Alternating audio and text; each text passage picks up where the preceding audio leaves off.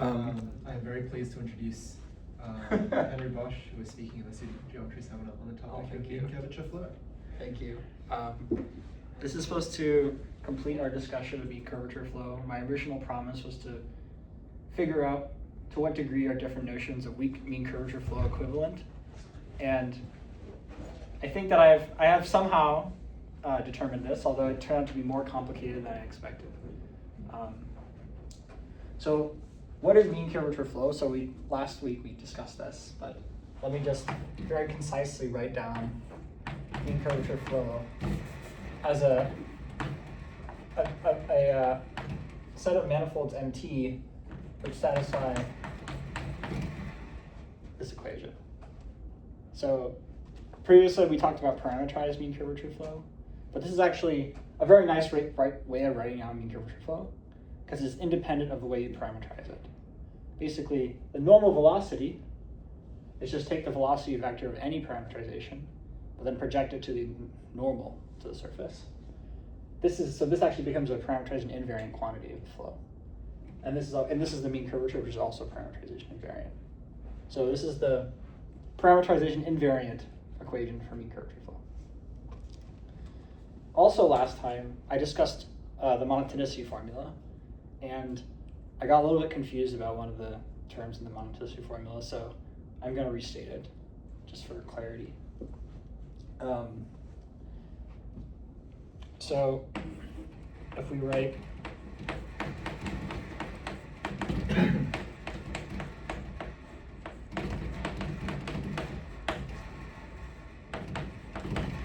this is our Gaussian area.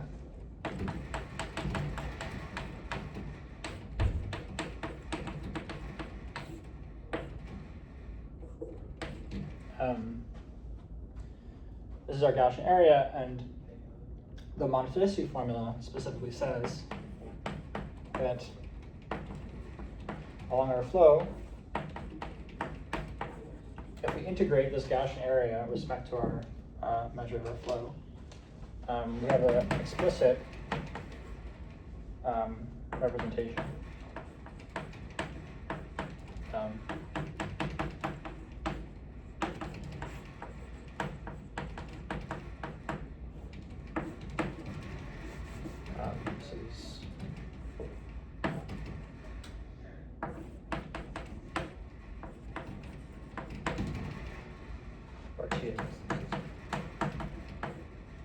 So it's a bit confusing, but what's happening is that we've chosen our surface or something.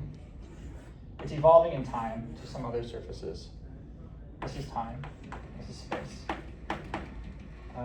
This is some point x naught t naught, and we're trying to understand what the area of the flow, concentration of flow, looks like around that point. And what this is it's a measure which is like a Gaussian getting closer and closer to that point in some sense. We're restricted to a hyperplane. It's the wrong dimension. And what this is saying is that the change in time of this kernel integrated against the measure of our flow is actually non-increasing, but the amount that it's decreasing is precisely given by this formula. What is this thing? This thing just means, so for any quantity u, this is the projection to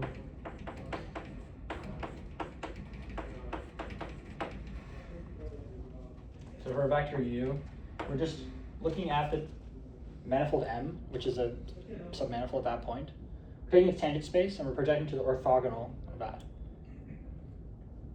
So in this case, that's actually a one-dimensional subspace. So here, this form is a little bit weird because I've written it in a slightly strange way because the mean curvature vector is orthogonal to the surface, and this thing is orthogonal to the surface. So this isn't really a vector addition, what this really is a scalar addition. But we write it this way just because one might care about higher codimension objects, in which case this is the right formula. So wait, yeah. So you're looking at the mass of your, or the volume of your manifold as it of your hypersurface as it evolves under mean curvature flow. And so, I mean, how is everything changing? Because MT is changing by the mean curvature flow. Correct. PX naught is changing in time because it's like concentrating around X naught, T naught. Yes. How is mu T changing? Mu T is the measure of MT. So. Oh, It's just right. It's literally the written induced DMT. surface measure. Yes. Okay. I guess there's for various definitions of the flow, some people like to say it's the measure, whereas other people like to say it's a submanifold. Other people like to say it's a set. Mm-hmm. And this is exactly what I'm going to get into, the alternating definitions of weak notions of mean curvature flow. Anyway, this is the monotidicity formula. It's very useful because it allows you to sort of say that mass is not increasing. Anyway. So,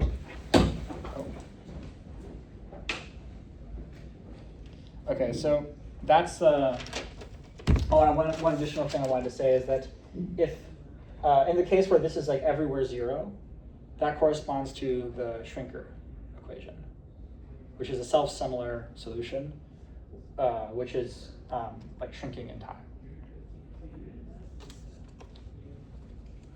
Okay, so I promised that I would talk to you about weak notions of mean curvature flow, so let's get started doing that. So mean curvature flow, like, or maybe we're going to start is that like, it may not exist for all times. Like, this is a very simple example of why it may not exist for all times. Well, by the avoidance, we understand the behavior of any sphere, right? But we can take any compact surface that's inside that sphere. This sphere will disappear in finite time.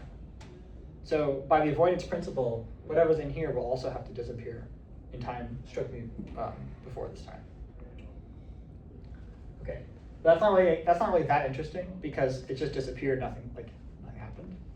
But as I remarked before, we can have a situation where we have a dumbbell, and then we actually have a point, like a cylindrical singularity.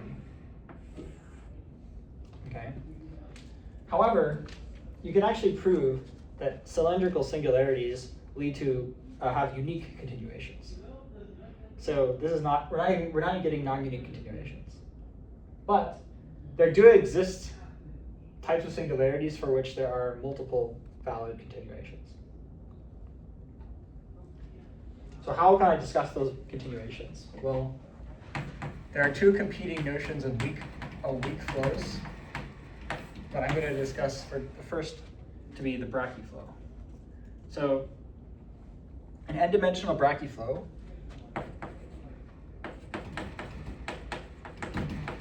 is n-dimensional brachy. There are several kind of competing definitions of this, but they're all mostly the same. There's a family radon measures mu t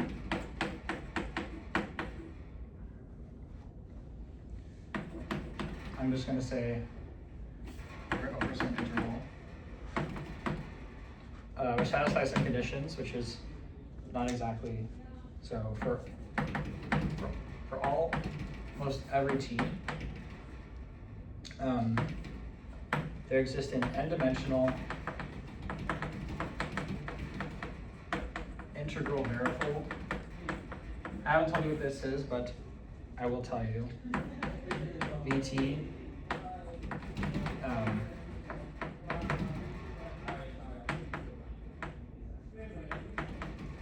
so such that this radon measure that represents our flow is equal to the measure associated with this integral varifold. An integral varifold, we can just start off by thinking of it as a submanifold of dimension n. So that B of t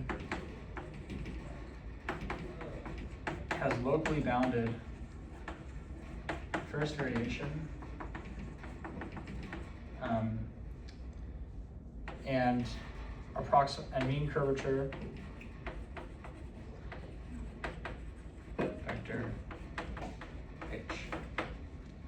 So I'm gonna slightly sweep some measure theoretic things under the rug, but an integral variable is a measure theoretic generalization of a submanifold. It is contained in the countable unions of Lipschitz images of Rn, and it has finite, like locally finite mass, in the sense that we couldn't have arbitrary concentration of like hyperplanes like this. So you can really just think of it as like a union of hyperplanes that are kind of like, maybe they're like intersecting, maybe they're curving, maybe there's some sort of triple intersection, but like it's still like an n-dimensional object with some sort of similarities going on. This first variation, the first variation says that like, well, the first variation of area is determined by the mean curvature. So this is a generalization of the mean curvature, which just says that, okay, like at each of the regular points, it'll be the regular mean curvature. At other points, maybe those are measure zero, so it doesn't matter because you only care about the measure theoretic sense. That's just some sort of definition, but the two conditions that actually determine that this is a flow is the first condition,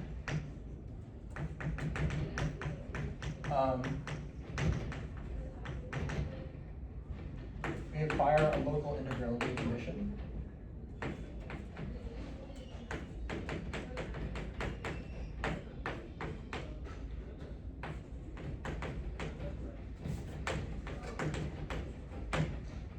So this mean curvature vector, we're requiring it to be locally in L2. And also the fact that we have this one here, I'm just saying again that our mass is like locally finite.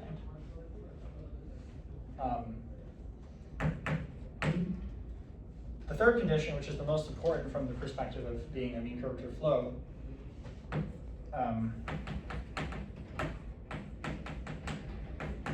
is a dual like definition of being a mean curvature flow, which is defined as follows. So we have a function which is compactly supported in space-time. Then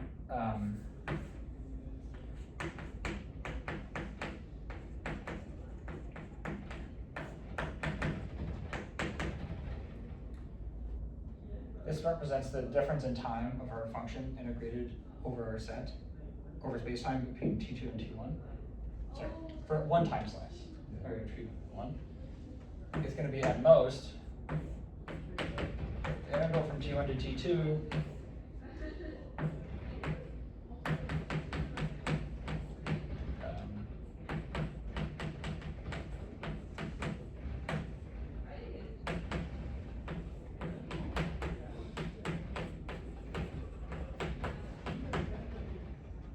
so this is like a bunch of terms, but each of these has like a geometric meaning. So I claim, and in fact I will not prove, but if I have a smooth flow that satisfies this inequality, then it is a mean curvature flow. Now, let me first argue to you why, if I have a mean curvature flow, then this is satisfied, but it's actually an equality. To prove this, basically it's just a fancy differentiation of the integral sign. So we have three terms here. So we're going to differentiate f respect to t. So that's what this is. But then also the base point where we are is moving on the surface. So we're going to get a gradient of f in space paired with h, which is the direction that the point is moving, the time derivative of the point moving in space. And the third term is going to be this, which is actually the derivative of the volume form, d mu t.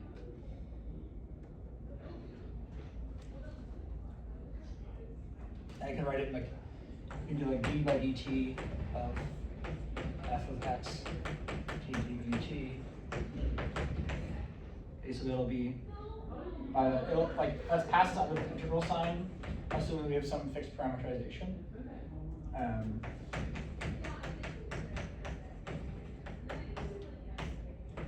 then what we're going to get is just going to be, we'll get a df by dt plus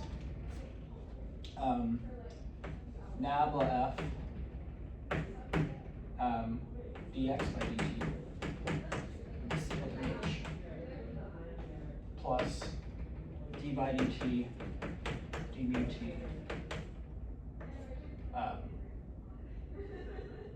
Where I have to,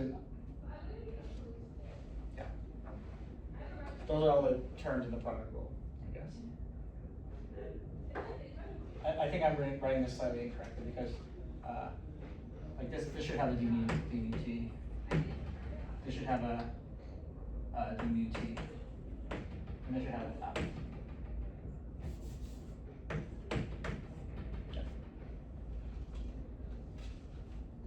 Yeah. Remind me what the first variation is. The first variation is you take a submanifold, and it's the first variation is the derivative of the total of the volume of that submanifold with respect to some perturbation. And what you can show is that if you represent that perturbation, take the unit normal, and we have that first year, and we have some phi. We take mt is n plus n times phi. So we're just perturbing it graphically. Then the d by dt at t equals 0 of the volume is going to be phi times h, where h is the mean curve. So what I'm just saying right there is that initially I just assumed that h was locally bounded. So I just assumed that h existed in L infinity there. And then, okay, then the second thing was I actually asked that h be in L2 block.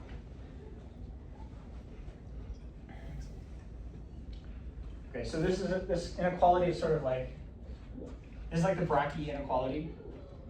So one thing to observe is actually that it's an inequality, not an equality. Mean curvature flow would be equality.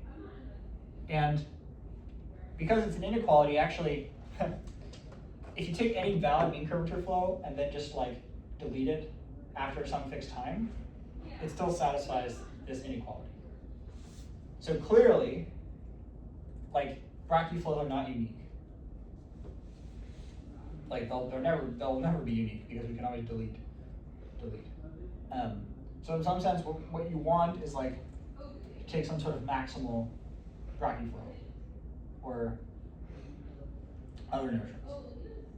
There are, so Ilmanin in his 1994 manuscript about elliptic regularization introduces this concept called he has an enhanced Brachy flow, and I forgot what the other one is called, but there are extensions of this Brachy flow notion such that you do have uniqueness, assuming that the other notion of flow that I'm going to define is unique. But that, I'm getting a little bit ahead of myself there. But I really wanted to note that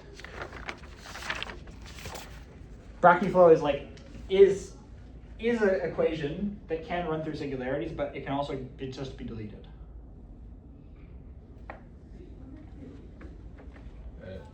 Yeah. Sorry, I also remember this thing, but now I'm a bit confused because it's not obvious to me why that is true, because it seems to me that, okay, if you delete after a time, like on the left hand side, you still have something which could be big, right? Like assuming f is positive. Ah, okay, okay, yeah. F is not negative. Okay, That's okay. the reason. Okay. Sorry, this is a standard part of the definition. But how does that resolve this issue? Like, how does that? So, I am saying that for all f non-negative, this is true. Filippo was if we delete everything after a certain time, then this will just become 0. Sorry, T2 will be 0, and T1 will be positive thing. So this inequality is still trivially satisfied, I guess. I mean, but why? Because you have like a negative sign, right? Yeah, I'm kind of confused myself as well. Yeah, sorry. Oh, I guess right, because after a certain time, f is just gonna vanish. So the right hand side just vanishes. Is that the? Okay, I think I believe it.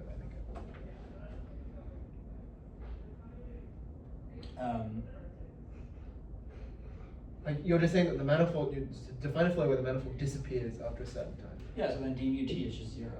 So anything Right, yeah, of after course. that No, point is just 0. But it's not obvious that maybe what is inside the bracket has a sign, right? So what I'm saying is that for the time that so take a brachyflow that already was in brachyflow. Yeah. This inequality is satisfied. Sure. Now let's take a new brachyflow, which is deleting brachyflow after a certain time. Yeah. This inequality is still satisfied for like any subinterval.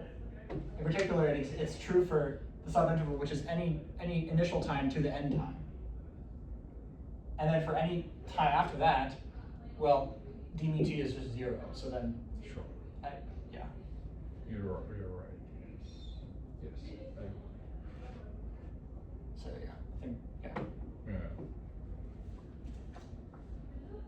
Right. Okay. But okay. Yeah. But it makes sense that you need this sign condition because. Yeah. Okay. the sign condition is important. Yes. I'll leave as an exercise to you, if you really want to prove that if you have a mean curvature flow, you have a flow which is smooth and satisfies say that's a compact flow that is smooth and satisfies this inequality, then it is a mean curvature flow. And this is like a non-trivial exercise. And it actually appears almost nowhere in the literature, which is kind of surprising. But what you should do is actually take f to be a very small bump function. And then all the term, this term will basically go away because the volume of f, the mass of f will be very small. Then you can basically take the gradient of f to be whatever you want. And then this essentially enforces, this term will essentially enforce that your surface is moving at unit speed in the direction of h. But that's a good exercise. Okay. So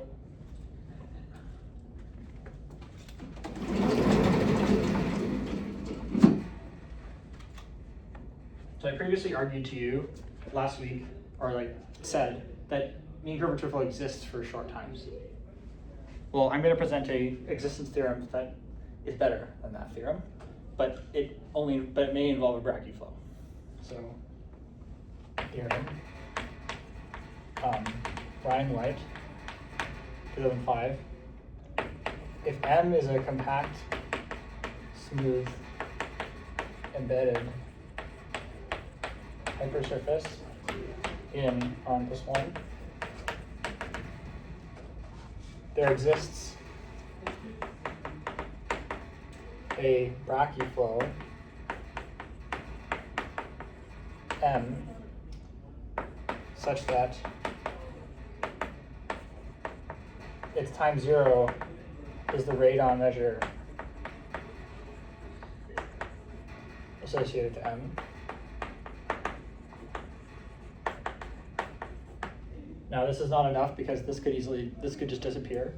So you may not be, this is no better than a short time resistance theorem. But there are some additional conditions that enforce this to be actually much better.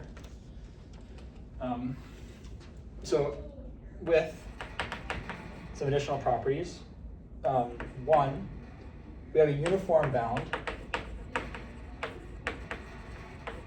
on all Gaussian areas.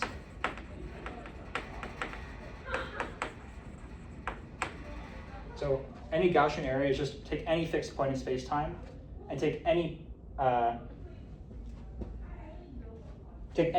expression like this.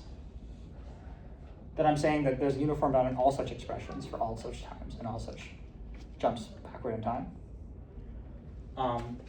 This is useful for compactness properties of flows in a certain class of flows, which is helpful for existence, but this is not what I want to say. But the most important thing is that there exists an epsilon greater than 0 such that if density of flow there at a point is less than 1 epsilon, then it's regular there. Is Gaussian area just that quantity over there? Just one. Is it the okay, cool. So you like you have uniform bounds over time and over X in your manifold in your hypersurface. Yes.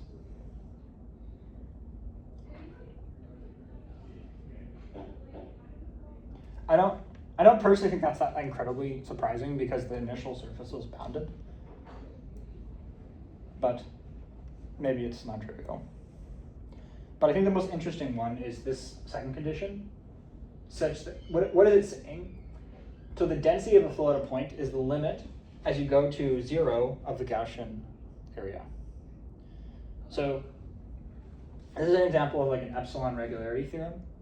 What that means is that, so if you're actually a smooth point of the flow, the flow is actually a submanifold, like in space-time at a smooth point, the flow is like an n-dimensional submanifold, n plus 1 dimensional submanifold of R n plus 2. Because like this is time, and if this is like Rn plus 1, then this will be like an Rn plus 1. Does that make sense? What I'm saying is that in that case, if you take any fixed time slice, the density it'll be a submanifold of Rn plus 1, and so the density there will converge to 1. So what I'm saying is that if that is true, then it's regular. And what do I mean by regular? I mean that the brachyflow there locally is like a little bit of a Rn plus 1 surface in spacetime. So in particular, that means that it cannot end. So if you have a regular point, it cannot if this was a low density point, then it cannot just end at that point because then this would not be a regular point in spacetime. What is the density again? The density is the limit as you go to 0 of this Gaussian area. So we proved that this Gaussian area is monotonically decreasing. And you know that so you also know that it will always be greater than or equal to 1. Basically just because of the assumption about being an integral and variable. So we have a quantity which is non-decreasing and it's always greater than or equal to 1. So the density at any point will be 1 or something larger.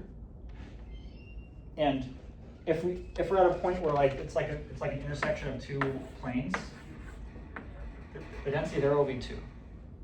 So what it's doing is it's measuring like the local multiplicity of the flow. This is the analogous of gravity. Yeah. It's like Euler regularity, but for mean curvature flow. Or I guess it's Euler regular, but for brachy flow, I guess. Yes. But I think there are lots of different results in this area. I'm not super familiar with every result that is available. But the reason I said this is because it made me happy that in fact we have a theorem about brachyflow that does not disappear. I mean, it may disappear at a singular point, but it may not disappear at a regular point. I mean, in fact, if we consider that this sphere shrinking example, this is not a counterexample because the point that ceases to exist is not regular point.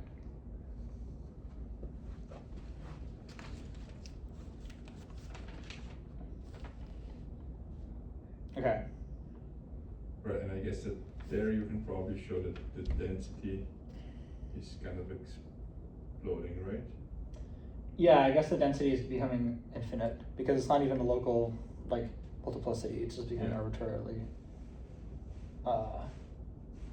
Is it? I mean, it should, right? I guess because of the weight. I mean, I'm not super familiar, but I guess that yeah, if you're centered there, you're doing this average over previous time. I mean, I think what you should do is you should take times very close to this Yes. time, and then you should.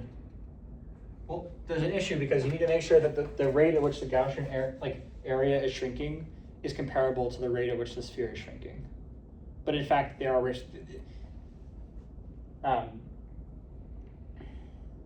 For a soliton like this, the Gaussian area is invariant under parabolic rescaling, Okay. and the shrinker is also invariant under parabolic rescaling. So we know that whenever we shrink this sphere, the Gaussian area thing shrinks at the exact same Right. rate. But I guess here we are picking So- up more than like one. You should see maybe the right. You should pick up, I don't know, 2π or so. So I think it suffices to compute the Gaussian area at time -1. This is time 0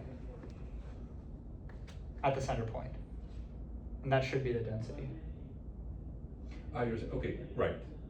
But Yeah. that is not infinite. No, but it's more than one. Yes, it's definitely more than one. Right. It's not exploding, but yes. Okay. Yeah. Just yeah. Right.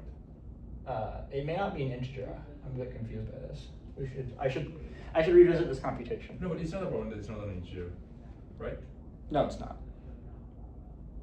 Like at a non-regular point, you don't expect it to be. Mm-hmm.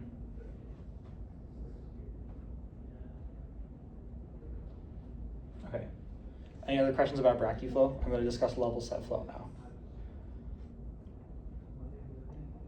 But note, I've proven you some sort of existence theorem that prevents us from disappearing, but I haven't like fully stated an existence theorem that is satisfactory. But I will do that. I will do that later on. Okay. So that was like the brachyflow is like a measure theoretic subsolution to mean curvature flow, in the sense that it is kind of like it is supported within the space of solutions, but is not equal to, or maybe not equal to. The level set flow is the opposite. It is a weak solution that is like containing a set of all flows. Okay, level set flow.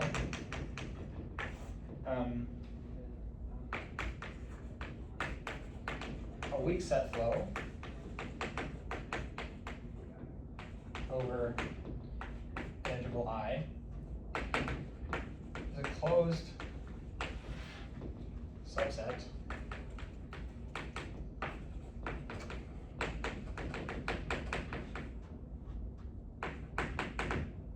such that any compact, smooth mean curvature flow M prime over a subinterval has the exclusion principle.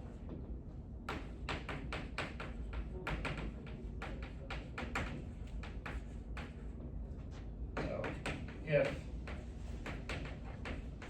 if the other flow is disjoint at time 0, at time t naught,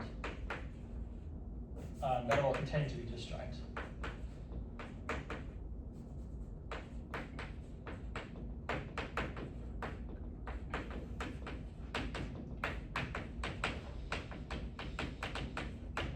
Okay.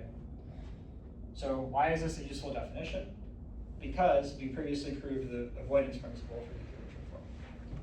So we know that two smooth mean curvature flows will never, if they start at disjoint, will never hit each other. So we define a weak mean curvature flow, weak set flow, to be any subset which satisfies this disjointness property.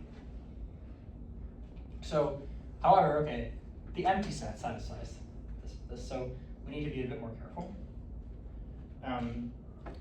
So we just do the simplest thing we can do, which is we require maximality with respect to this condition.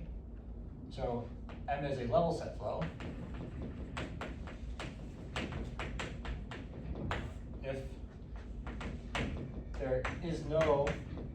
if there's a weak set flow, and if there is no other weak set flow containing it, which is equal to it for some time. So we're just asking that among the class of weak set flows,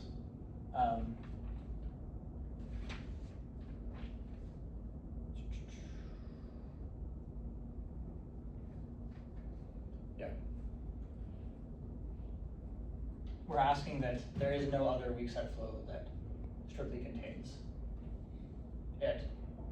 Now that other weak set flow may be like on a bigger subinterval, but that doesn't matter. Do you want to fix initial condition maybe?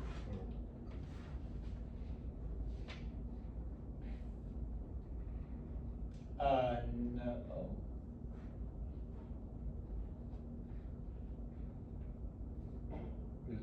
I don't know. I mean, it's a certain thing, but it seems to me that if you have a mean curvature flow, then you could argue, okay, but if I add to this mean curvature flow also the mean curvature flow of a ball which is disjoint from it, this would be a larger set that evolves.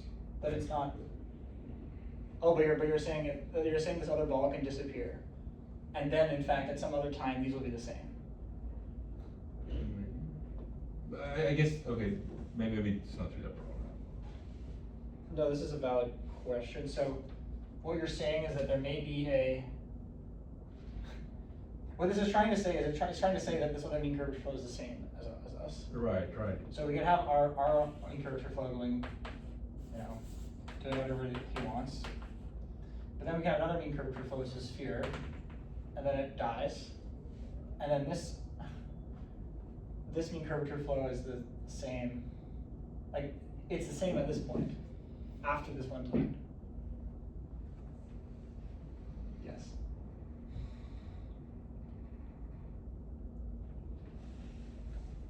Or maybe in this language it would persist as a point. No, it would die.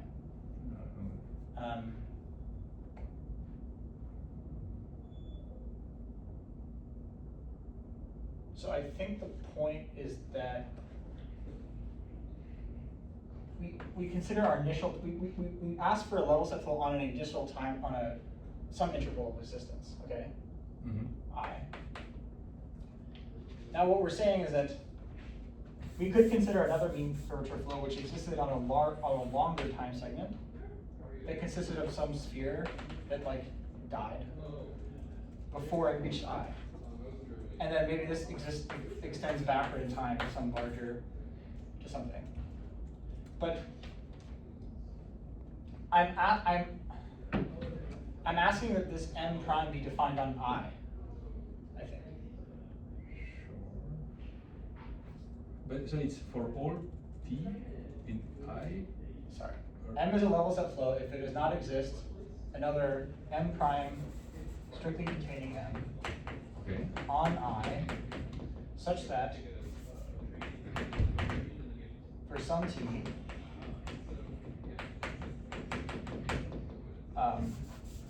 it's the same.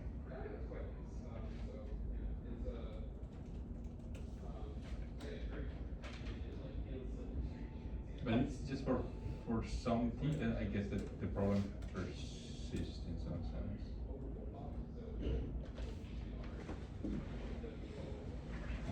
Okay, yeah, you're right.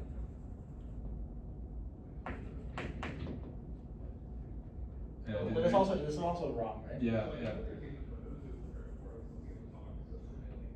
I don't want to block you on this. I mean, I think that I get what you're trying to say. Sorry, let me. No worries. I think we can continue and then maybe we clarify this one. Great. So I understand the model. we're trying to exclude larger flows, and somehow the exact definition I failed to correctly identify. So here's a few claims from literature. Every smooth mean curvature flow with compact time slices over compact time intervals is a level set flow. So that's not surprising because we have the avoidance principle. 2, every level set flow without singular points is a smooth mean curvature flow. That's a much stronger statement, which I'm not going to give a proof for.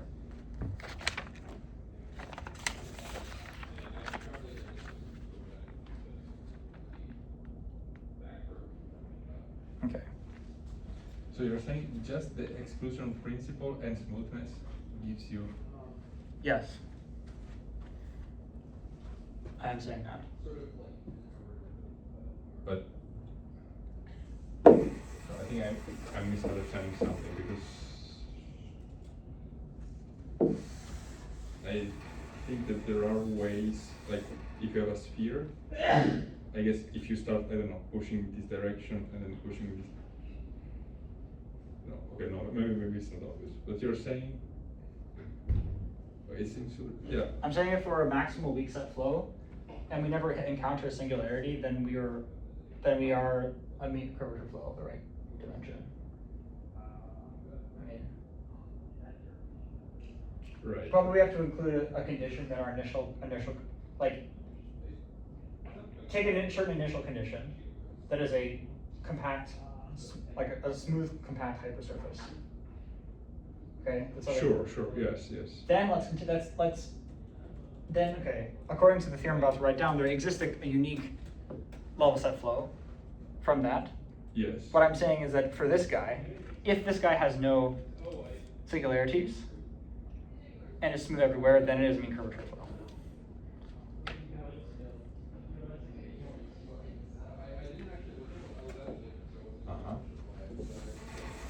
So I see why you're concerned, because what you can do is you can take a larger, like one thing you can do is take like a set with interior and then consider the level set flow from this. So this is clearly not a smooth mean curvature flow in the sense that we wish it. Sure. But this notion is useful. Yeah.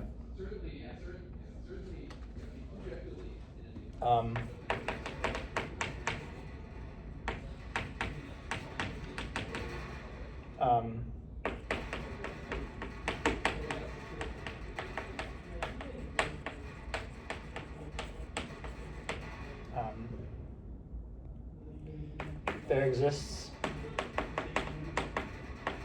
a unique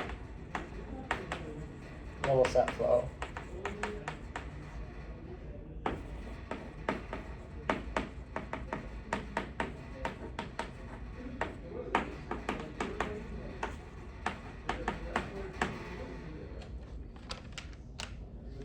So in the process of this talk, what we're doing is we're considering a closed, smoothly embedded initial surface M.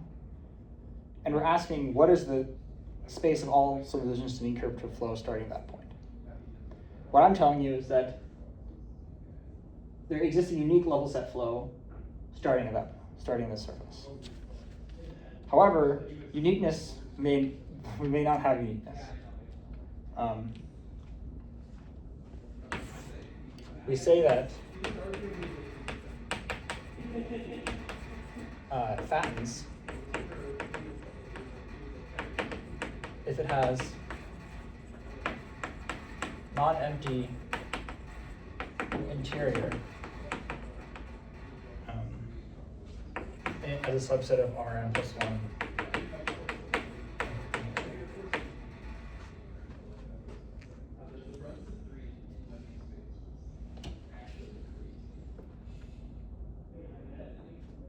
So a unique solution to mean curvature flow is a hypersurface in spacetime.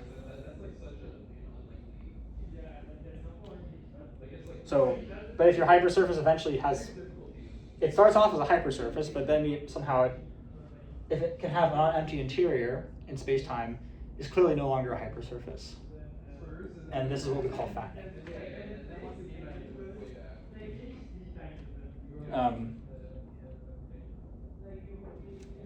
So, theorem, Illman, before, if M is non-fattening,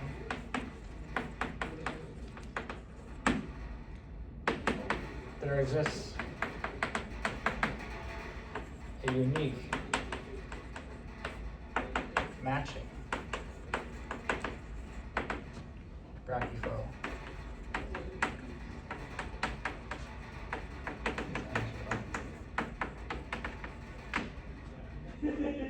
So I previously told you about brachyflows, and we remarked how brachyflows can disappear, and they are not unique.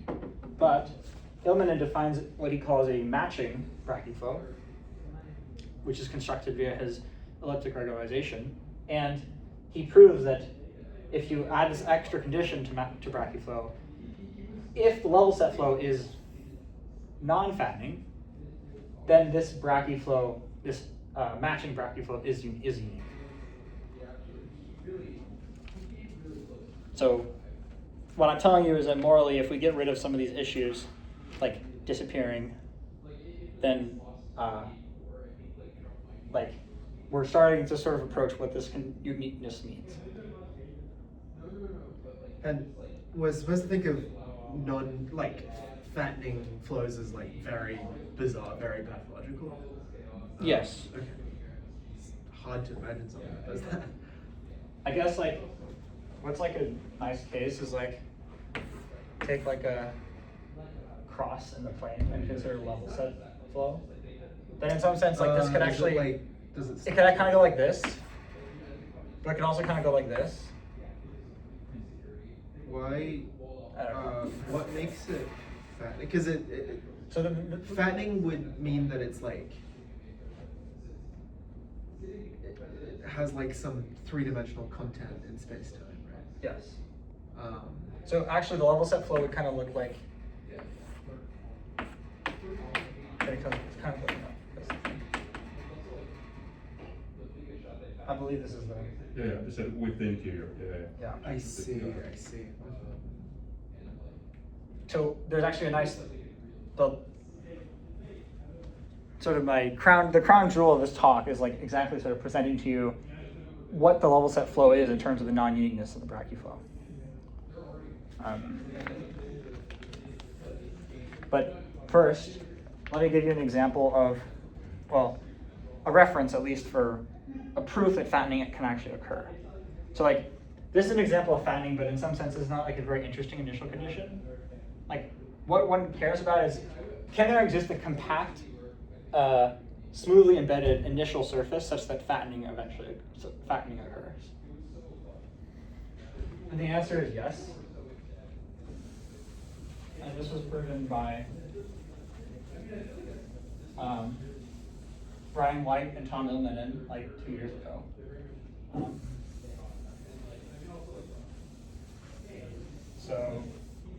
And their proof, I think, is like in some sense, I think it's easier to construct numerically a fattening than it is to construct it analytically. So like they have to pull some tricks in order to prove that it actually happens. So theorem, White and Illman. I think this is 2024. So for each integer g greater than 3, there exists a compact, smoothly embedded surface mg in R3 of genus G. There's a lot of, I'm just going to say this is very long. So, write down, but such that if you take the mean curvature flow, at the first singular point, there is exactly one, there's actually, at the first singular time, there's only one singular point. And it fattens at that, fattens after that point.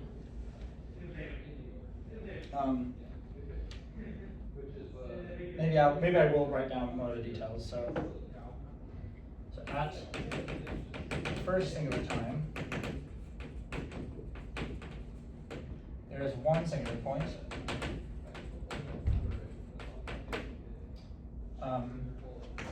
The tangent flow.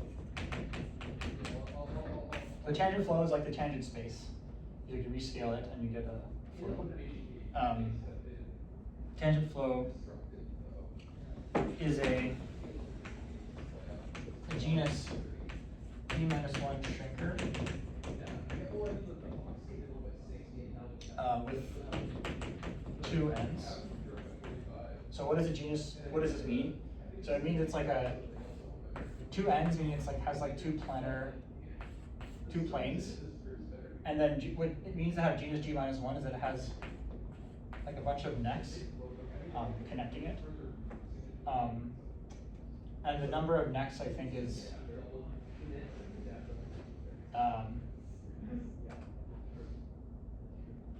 I think it's like I think it's G plus 2 maybe, I'm not sure. Sorry, this is easy computation. Do you know what the genus of a surface that looks like this is? Wait, what am I looking at? We're looking at two planes joined by necks. Sorry. So if you have two necks, you're a torus, right?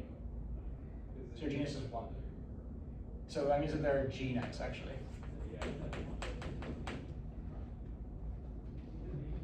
Because every time you add one neck, the genus goes up by 1. So this is what like the flow looks like if you zoom in infinitely. But like outside, what it looks like is that the flow, it looks like as if it's like two planes that are like coming very close together.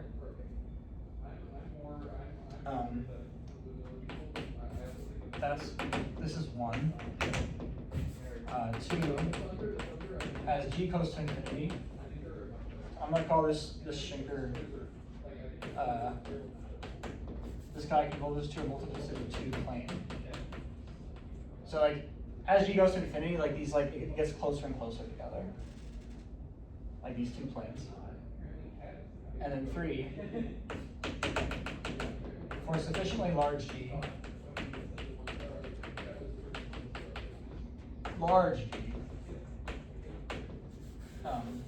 fattening occurs.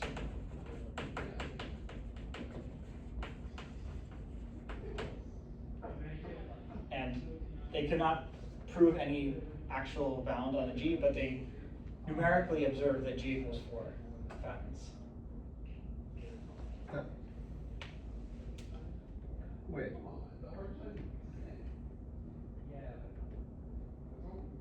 So sufficiently large is not very big. No. No, but like they cannot prove that it occurs. They can only prove it occurs for sufficiently large G. But they numerically observed, like they think it's happening for G equals 4. So I think for sufficiently large G, fattening occurs generically, or fattening always occurs? Fattening occurs. Like they construct an explicit initial condition, or actually more precisely. A family of initial conditions? This is what they do. They construct surfaces they call G-wagon wheels, which look like this, where you have like a torus, and you have like a bunch of like spokes, and the number of spokes is G, or maybe it's 2G, I think. The number of spokes depends on G. Then they consider a 1-parameter family of these objects, which corresponds to making the wagon spokes wider or thinner. Then they show that if you have very, very thin spokes, you have singularities you have one type of singularities. And then if you have very, very wide spokes, you have another type of singularities. And then they show that the set of, like for each type of singularity, the set of initial conditions that achieves that kind of singularity is open. So you have a 1-parameter family of like spoke widths. And you know that like for this side, it's like one type of spoke width. One type of singularity. For this side, it's one other. So then you have like a critical spoke width that achieves neither type of singularity. And they call that a critical. So there's wide spokes, thin spokes, and critical spokes. And the critical one is the one that you cannot compute what it is, but you can prove it occurs in this analysis. That gives rise to this condition about the shrinker thing occurring. And then they prove this thing.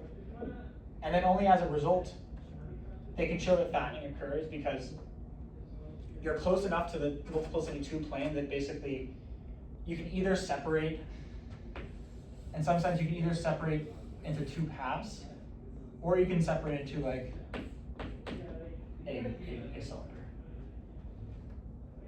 That's not exactly how they write it. The proof is actually by contradiction, but roughly speaking, you're close enough with this very specific type of singularity that they construct with this wagon wheel construction. If you're close enough to pair of planes, then you can prove that fattening happens.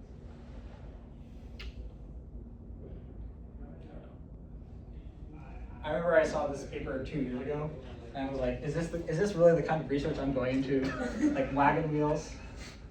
And I kind of got a little bit depressed. But then I didn't know that the reason that they're doing this is for some, it's some non-uniqueness phenomena in some PDE that this is only a very specific kind of random construction that happens to do what they want. But the real point that they're doing this is just that they need to construct some initial compact surface that gives rise to a very specific type of singularity for which they can do this analysis. And it just so happens that some type of symmetric construction like this is like really the easiest way to do it. Do you have any intuition on so at the point is that for G large, you're closer to the 2 planes, so you're closer to this configuration. Okay. It's like somehow like the 90% of their paper is devoted to the first claim, and then the last 2 claims are like 2 pages. So like you can, I don't know, it's not a particularly long proof. Did you ever define what knot shape is? No, I did not. Yes. What? Maybe I missed this one. What's tangent flow? So the tangent flow is like a tangent plane. It's what happens when you take the flow and you like zoom in at one point. You have to. Time has to scale at a different factor than space because you're a parabolic. But basically, you can show that it converges to a flow which is itself invariant under this type of rescaling, which is tangent flow. And I understand that it's a multiplicity 2 plane because there are 2 planes, but how do you define multiplicity 2 plane? So a multiplicity 2 plane is we always think about measures instead of manifolds. So a measure can perfectly fine be to multiplicity 2 anything. So a brachyflow is actually just defined to be a collection of measures. So if given any brachyflow, we can consider 2 times that brachyflow, and it's still a valid brachyflow. So the limit is just like twice the surface measure of Yes. So I'm almost finished, but there's one more theorem which I wanted to state, which is finally about what's going on with this non-uniqueness. And so actually it was only last year that it was published in the literature what everyone sort of had already believed for a long period of time. But it's the following theorem by I forgot I think this guy has 2 last names, but his final last name is Horgate.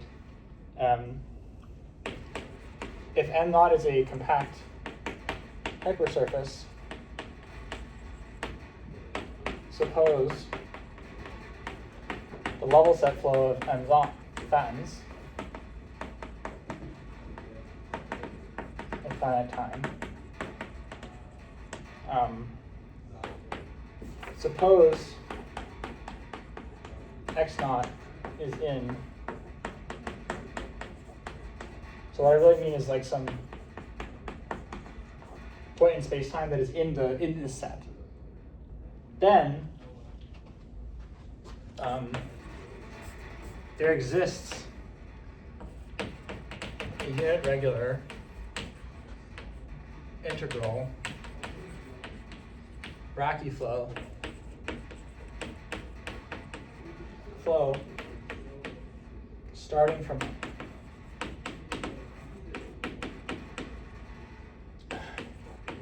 supported at x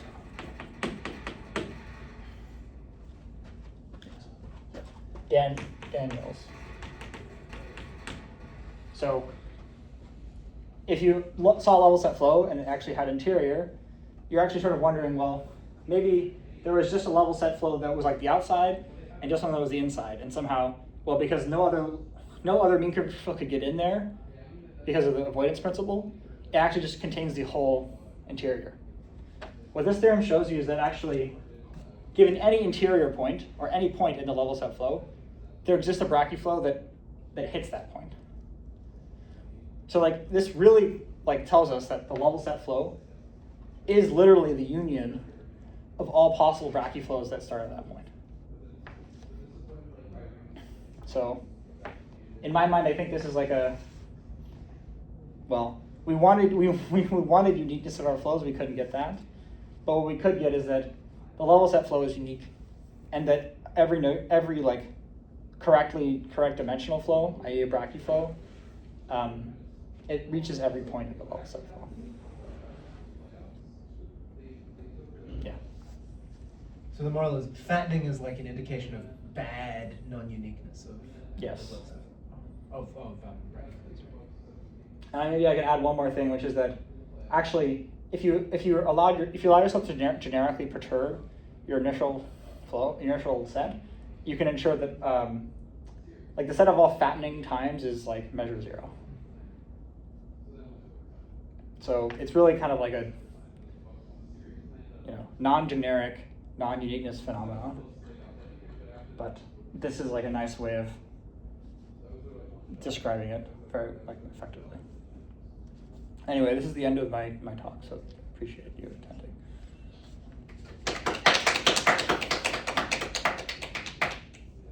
Yeah, thank you.